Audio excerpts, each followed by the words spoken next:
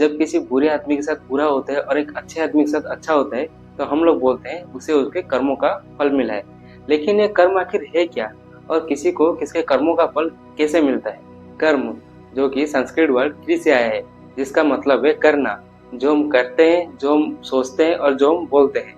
श्रीमद् भगवत गीता चौथे अध्याय 17वें श्लोक में लिखा है, गहन कर्माणो गति, मतलब कर्मों का रास्ता बहुत रहस्यमय है और गहरा भी है।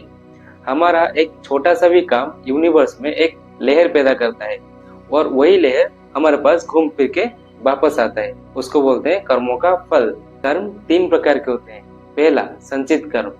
पिछले जन्म में हमने जो भी कर्म किए हैं उसको बोलते हैं संचित कर्म। ऐसा समझ लो, यह हमारे बैंक में जमा किया हुआ कर्म है, अच्छा और बुरा दोनों। दूसरा, प्रारब्ध। ये संचित कर्म का एक छोटा सा हिस्सा है। ये हमारे प्रेजेंट लाइफ में अभी हमारे साथ जो भी परिस्थितियां हो रही है, ये उसके लिए रेस्पॉन्सिबल है। तीसरा, क्रियमान। ये वही कर्म है जो अभी आप सोच रहे हैं, अभी आप कर रहे हैं, इवन आपका इंटेंशंस भी। न्यूटन ने कहा है, every action there is an opposite and equal reaction.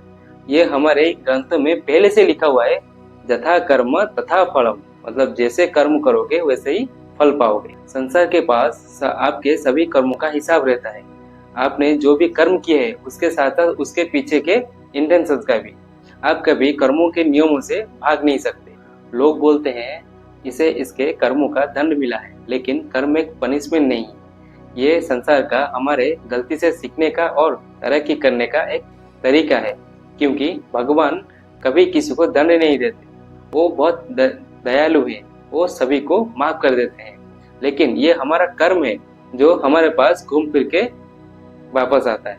Garuda Purana में लिखा हुआ है, एक आत्मा बार बार जन्म लेता है जब तक उसका कर्मों का हिसाब क्लियर नहीं हो जाता, क्योंकि आत्मा अपने साथ इस दुनिया में अपना कर्म लेके आता है और कर्म लेके जाता है। तो अगर हम बिना स्वार्थ के कोई भी कर्म करेंगे और हमारा एवरी कर्म, हमारा एवरी एक्शन हम भगवान को सरेंडर कर देंगे, तभी जाकर हम मोक्ष प्राप्त कर पाएंगे, तभी हम इस कर्मों के नियम से मुक्त हो पाएंगे।